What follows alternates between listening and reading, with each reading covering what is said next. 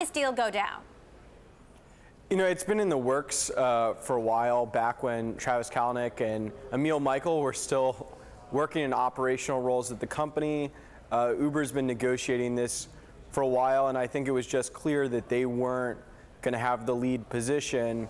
You know, I think it's basically a 2-to-1 ratio. You know, imagine a revenue run rate of, you know, $1 billion for Yandex Taxi and about 500 million for Uber. So Uber was just behind here, and you know, they got a big stake of this negotiated new company. So I think it was a good deal in a market that they weren't going to win, and that they were losing, you know, in excess of 150 million in.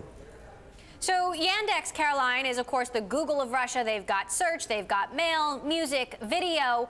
Why did Uber decide to wave the white flag?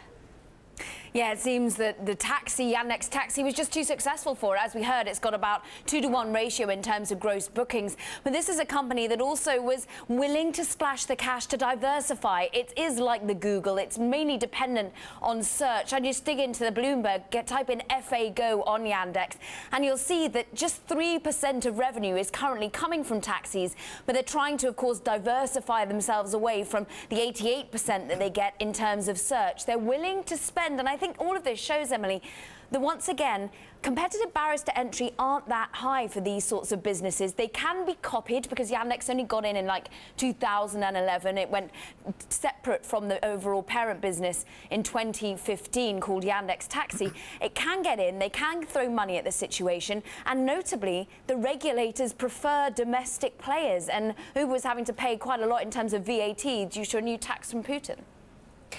David, it's easy to say Uber made a mistake by entering Russia in the first place here, just like they did in China, or did they?